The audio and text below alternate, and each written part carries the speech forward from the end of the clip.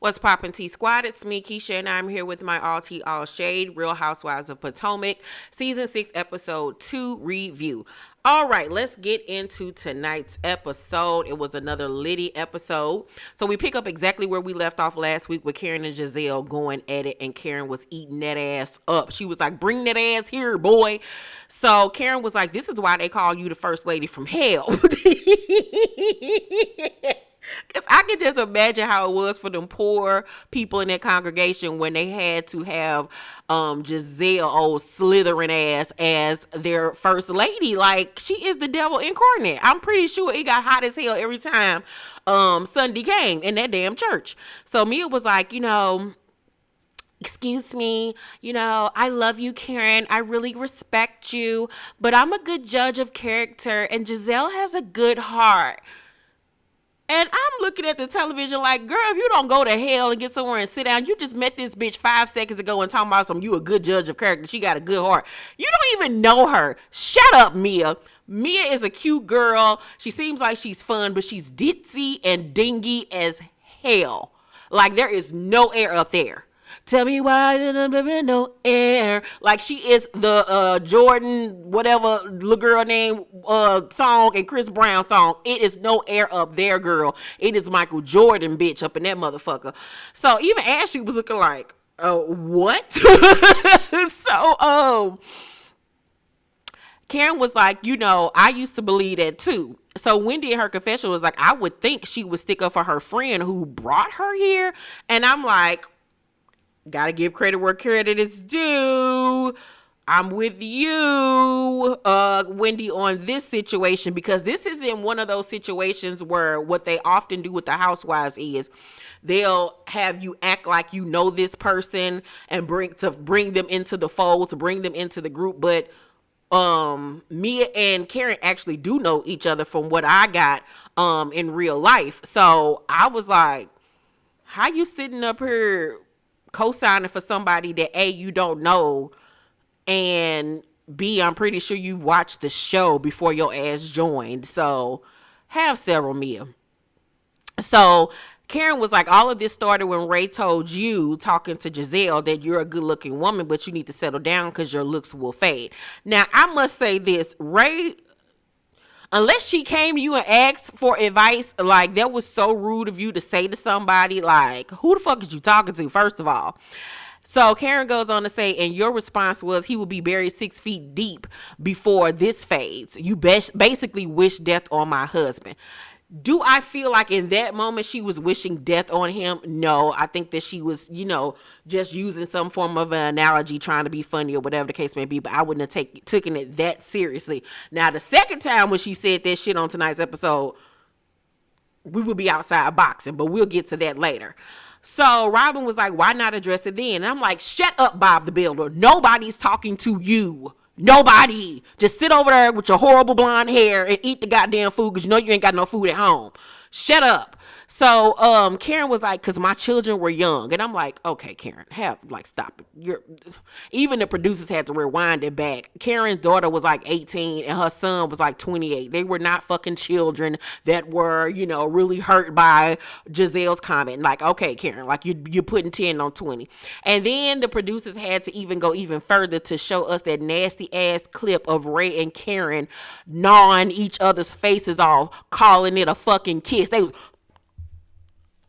it just looked painful as fuck. I was like, please do not put us through that ever again in life. So, Robin then once again joins into the argument between Gizelle and Karen. And I'm like, oh my God, bitch, have you not learned nothing? Shut up. That's why your life is so in shambles now. You don't know when to shut the fuck up. So Wendy was like, if the conversation is between Karen and Gizelle, let it stay there. It shouldn't be a gang up. And I was like, okay, Wendy actually has a brain of her own this season, I see.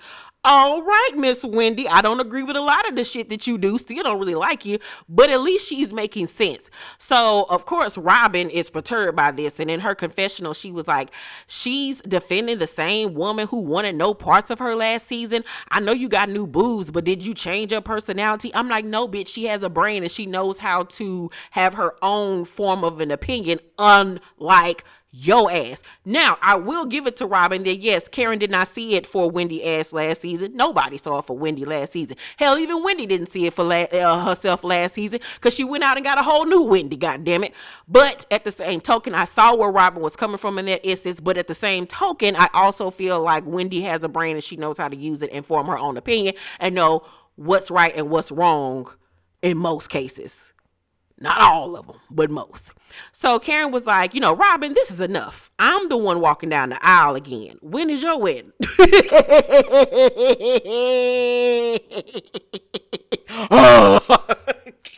So Robin over there eating all her food because she got to get full before she go home because they ain't got no food in their refrigerator. So Robin was like, after COVID. Bitch, it's gonna be another leap year before you and Juan get married. So she was like, when is yours? And Karen was like, oh, soon, where loved ones will come and wish each other well in a real wedding for a real relationship. Baby, Karen was eating the girls up for breakfast, lunch, and dinner, and they could not handle it. So Gizelle was like, so she trying to say you're not in a real relationship? Karen in her confession was like, marry this man before he take that ring back to the pawn shop. And I was like, that old crackerjack ass ring he put on Robin finger. Girl, you and Robin, you and Juan can't bit more afford a wedding like you can't afford that damn house y'all living in. But okay, because I ain't heard shit about she paid them taxes off. Not a damn thing. So Wendy, before the party is over, shows off her body once more and admits that she got her booty done. And me and her confession was like, are you that insecure that you had to wait until I disclosed I had mine done for you to reveal you had yours done? Now, Wendy said that she wanted to say it on her time, like this was her thing. Okay, girl. All right, if you say so. Now, I know a lot of y'all were saying that last week Wendy went on social media to say that she did say she had a BBL. I don't believe on camera, they just didn't air it. I don't believe that because I just saw Karen in an interview, and even Karen said that basically at the party she didn't admit to having a BBL. So I don't believe that at all. But it looked cute on her. It was just enough. She didn't go overboard. I mean, she is still smart water. This is still the way she's shaped. This is literally her shape with that little dent right before we get to the booty over here. Child, but go ahead on, smart water. She thinks she a Cynthia, but she ain't that neither.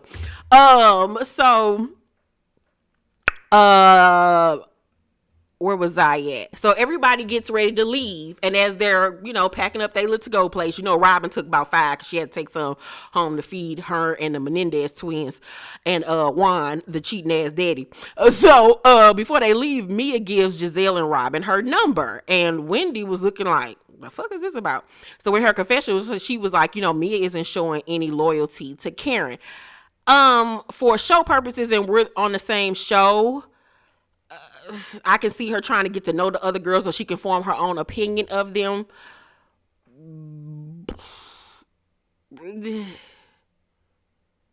But I wouldn't have been asking, should we exchange numbers? I just would have let it happen casually. I don't know. I'm just not that type of person. Maybe she's just a bubbly person that, like, hey, let's have enjoy each other's number.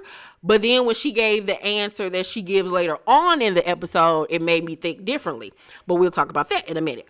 So we then get to see Mia's home life. She's a very busy, cunty woman.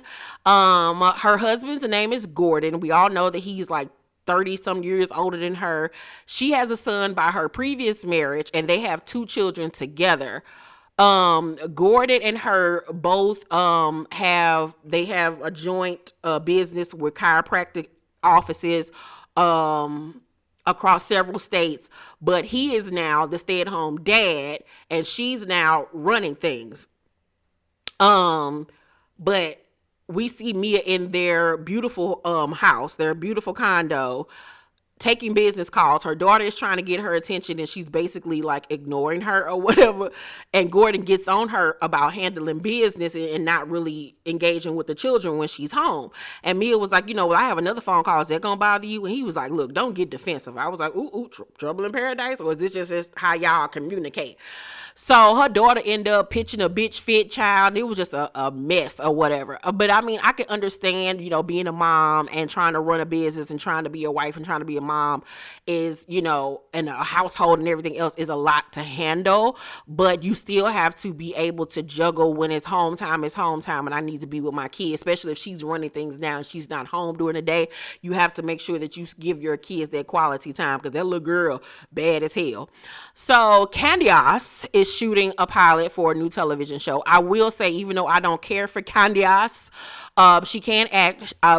The one movie I did see her in, it was a movie on TV1, I believe, and she did a really good job. So I can really see her making it as an actress. I mean, we see her acting every Sunday on this show. So she talks to Chris on FaceTime, and she says that she's struggling with filming for movies and television shows and trying to finish her MBA and singing. Like, she has a lot on her plate, and I got to give it to her. The girl is out here doing the damn thing. So Chris, we find out, is also managing her career since he's no longer faking owning that barbecue restaurant that we all found out his ass didn't fucking even own. Oh, broke ass nigga. How you gonna marry a broke ass white boy at that? Like, girl, the foolishness. So Ashley at home with the kids when her mom stops by, and Dean, being the gentleman that he is, he opens the door for his meemaw. I was like, look at him. Just get it, Dean. Granny stopped by, so Dean decided to take a break from working on the designs for his new Fortune 500 company. I mean, the man is just busy. I mean, he is busy, but when Granny comes by, he gives Granny one-on-one time. So, they crack open a beer, do a little cheers, you know what I'm saying? And, chug something back. And I just love Dean. Like, Dean is just the star of this show. So Ashley has a new nanny named Daisy, and her mother was like, are you happy that she's not, some supermodel with a Coke bottle figure? And I was like, pussy ain't got no face. And dick don't either. Like, somebody laid down with your ass. Ashley laying down with Michael. Like, the fuck? That don't mean shit. Have you not seen Arnold Schwarzenegger and that old ass lady that he was over there fucking? Girl, that don't mean shit. So Ashley tells her mama that she and Michael are keeping their marriage a priority this time around, but that her sex drive has gone down. Like, it's just uncomfortable for her to have sex, I guess, vaginally for her. So Ashley was like, God gave me more than one whole child. And I was like, this is not a conversation that I want to be subjected to. Neither do I want to see you have this conversation with your mama. So she was like, I just lay on my back and he does his little do for me, and then I do my little thing for him using my other body parts. So I guess he been fucking her in the ass. Like, how is that not painful? But Ashley looked like she got a loose booty hole. I'm like, that's Michael preferred hole anyway, girl. You ain't fooling nobody. So Robin and the bathroom rug that she called Fur Vest visits Turkey Neck at her house, her hood home. Gizelle shows off her horrendously, horribly decorated home. When they got to that bedroom, child, it was so sparse. It was so sparse. It looked like, a nigga that fresh out his mama house, sell dope, probably just sold his first key, got him a little apartment, a little loft or whatever. He think he doing the damn thing. He get him some little Versace sheets, you know what I'm saying? Get a little IKEA dresser or whatever. Get his little flat screen on the wall. Little nigga think he doing it, line his J's up against the wall. Like, that's what Giselle's house with her bedroom was giving me. Very much 22-year-old drug dealer straight out the hood. Like, girl, she is just so fucking ghetto. Like, oh my gosh, she is so country. Even Robin was like, I like the inside of her house, but the outside is horrible. And they show us the outside of that house.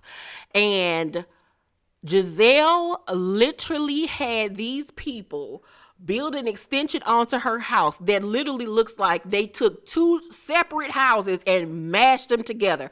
Her house is more like a ranch style house, I would like to say, or a farmhouse type of vibe. And then here come this other house that gives me Prairie Farms, HUD home, attached to the side that's supposed to be the west wing. It don't even go together. It's like some Lego shit.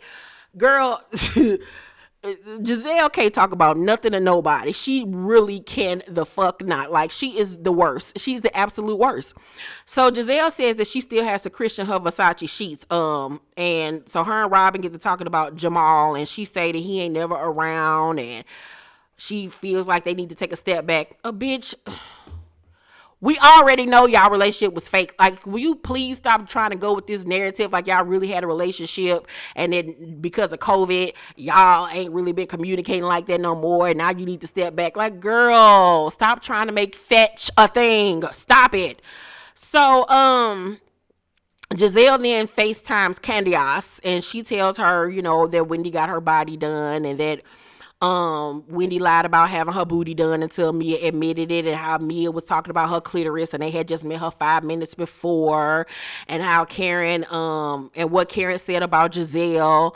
And so they end up getting off the call with Candiace, and Robin was like, and she want to always talk about Juan. So Gizelle was like, you just bought a house. Karen will never be able to buy a house because she owes so much in taxes. I can say Ray will die before she buys a house. Now, when she said that, I let the first one slide. But this one wasn't funny. It wasn't a Joan. It wasn't shade. It was just outright disrespectful and just taking things too far. Like, why would you say that? I just didn't like it. It was just crass. It was just like, ew. Like, you don't say no shit like that. Like, get somewhere and sit down, turkey neck. I don't like that bitch. She is literally the devil's fucking minion. So Karen tells Ray about her argument with Gizelle, and she feels like she shouldn't have gone so hard. Baby, you went hard enough, and I know after seeing tonight's episode, you retract that statement. So Karen in her confession was like, Gizelle ain't mad at me. Gizelle needs to drag the person that's dragging her. And I was like, exactly. So Karen decides to throw a love party so Gizelle can see what love really looks like, and maybe it can give her a spark of happiness. She invited Candiace too. So then we see Wendy with her family, and she tells these people that she wants to start a home essentials line because she's not happy in her career. Girl, ugh. Wendy don't know what the fuck she want. Wendy want to be a hot girl. Wendy wants to be an Instagram IG model. Like, Wendy wants to have that thought life she was never able to afford to have until now. She like, fuck that education shit. Fuck these 4 degrees. Fuck this doctor logo that I got. Fuck me being a CNN reporter. I want to be a hot girl. Hot girl. Like, that's what Wendy the fuck wants, and I'm not here for it at all. So she's produced this little whack ass candle. I was like, girl, everybody didn't put out a candle or buying or selling bundles. Like, think of something different. Like, really, really, girl, sell some edge control, because you got them edges together this season, I must say. So Karen visits Ashley at her house, and Karen invites her and Michael to her love party, and she says, you know, I welcome Michael in my home, because at this point she like, Ashley love him, want to be with him, I can't do nothing but accept it, and that's really where everybody else has to come from at this point. So they discuss Gizelle, and Karen admits that the whole Sing thing was a stretch, that she thought it was like a mental institution or some shit. She didn't know that it was jail. So Dean wakes up from a power nap that he took. The man is tired. He's building, you know, his new Fortune 500 company. He's taking calls from business execs in Tokyo. Like, the man is tired. He needed a power nap before he got back to work. And when he walks out, he sees Karen, the Wicked Witch of the West, sitting on his goddamn couch, and the man freaked the fuck out. He didn't know if he was hallucinating. He didn't know if he was sleep deprived. The man lost his shit. And Karen was like, oh, time to go. Let me get my shit and get the fuck out of here. That shit was funny as hell. She was like, I don't want Dean suing my ass. We ain't got that much money left. So Candace gets her invite, and she opens it with her stepdaughter, Naya, a.k.a. Selena's killer. So I'm going to hell. And she asked Selena's killer, do you want to go to the party? The little girl was like, You know, that little girl is a killer. I would lock my door at night. So Candy I said she don't really want to go neither because Karen is still denying her pain. I was like, here you go with this as the world turns bullshit. So it's the day of Karen's love party. Gizelle threw her invite in the trash, and Juan says you can count him out. Juan didn't want to put no gas in that car to get all the way across town and even go. That's why he was like, you can count me out. You know, good and goddamn well we ain't got no gas money. So Gizelle is at home with her kids, discernment, deactive, and defecate, having tacos and shit. And Gizelle tries to talk to them about who not to date. And her daughter's looking at her like, girl, you can't tell us shit about dating nobody after you took our whack ass, lousy, cheating ass daddy back. Her daughters end up schooling her turkey neck ass. So Mia and Gordon arrive first, and after meeting Gordon, Karen now hopes that Ray will just go bald because it is quite shiny back here. I cannot see Ray with no bald head though. Like, just let him live. Just let him live, Karen. So we also find out that Mia is Gordon's fourth wife, and I was like, oh yeah, I really don't see this marriage lasting. Not at all. So Wendy and her husband arrive, and Wendy asks where Robin is, and Karen tells them that she's not coming, and neither is Gizelle. So Mia was like, well, this is like a couples thing, right? Throwing shade. And I was like, but you just said she was a good judge of, you're a good judge of character and that she has a great heart, so why are you shading her now? I was like, okay, Mia, I'm not really understanding where you're coming from with this. So then we found out that Candy Oz is actually coming, and Karen is really excited about this. Ashley comes without Michael, and Karen is like, what in the hell is going on? So Candy Oz and Chris arrive, and she says that she wants to prove that she can heal. So Karen gives her a hug and says, you know, that she wants to talk privately, not tonight. And Candy Oz invites her to her home. And it seems like they're getting off on a good foot and that they might be able to heal things between them. So Mia says that, you know, she got her clit redone because her and Gordon fucked too much, basically. Not because of giving birth vaginally, because she's had all of her children via C-section. So everybody's shocked about this. Candy Oz was like, I just met this woman and she telling us how her vagina beat up and shit. Mia is the gift that keeps on giving. So Candy Oz tries to get the tea about what happened between Karen and Gizelle, and I'm loving the fact that Karen peep game. Karen ain't no fool. She was like, you know, this is not about that. This is about, you know, this party. She was not feeding into Candy Oz's bullshit. So Mia was like, because you're a real boss. Once again, throwing shade at Gizelle, the person that she said she felt had a good heart. And Wendy called her out of her shit. She was like, your tone is changing. And Mia was like, anytime you wish death on somebody's husband, I had to reevaluate your character. So Candy Oz was like, who wished death on who? So Karen tells them what was said. And Wendy was like, so you don't think Gizelle has a good character now? And Mia was like, I didn't have that dialogue before that. And Wendy was like, but you asked for her number afterwards. Like, make it make sense. And at this point, I'm starting to see that Mia is full of shit and she's a flip-flopper and she don't really know what the fuck she's doing at this point. Like I said, there's no air up there. So Mia was like, what I was trying to do is enlighten the air, which is something you should have done since it was your home. And I was like, oh, she ain't playing with you this week. So Ashley was like, you know, if it was my friend in that situation, I would be giving her the benefit of the doubt more so than the other person. And I 100% agree. So Mia was like, why do y'all have an issue when she doesn't have an issue? And so Wendy was like, if you stop talking, then maybe you'll understand. I was like, girl, who you talking to? Like, this woman is not none of your kid. Like, I feel like as far as this whole thing between Wendy and Mia so far, Wendy started it with the shade at the table. Let's get that 100% clear. Wendy started the shit and it's been off since then.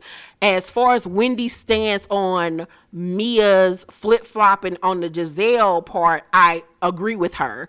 But I also feel like it's something about Mia that she's threatened by. I don't know if it's because of her looks or it has to be because she don't know anything else about her. I mean, the woman don't seem too bright, so it can't be her education. So it's something about Mia that intimidates Wendy. Maybe the rumors about her husband cheating on her may be true, and maybe the bitch look like Mia. Something ain't right about this situation.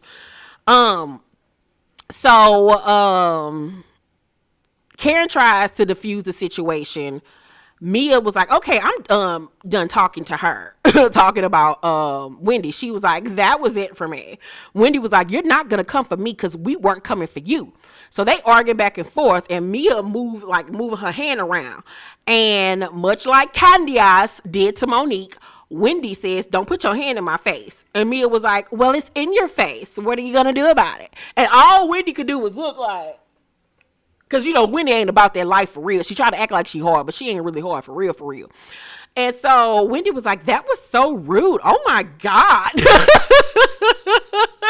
I was like, you started it, Mia fucking finished it. So then they played a newlywed game, and we learned that Mia can't spell. So I don't know how the fuck Mia can't spell, and she up here doing fucking owning and running businesses and shit. So Ashley asked the question, if your husband was attracted to one woman in a group, who would it be? Gordon was like, oh, shit. Gordon already knew what was up. So Wendy don't like the question. Ray surprisingly said crazy ass Katie. I was like, please bring Katie crazy ass back.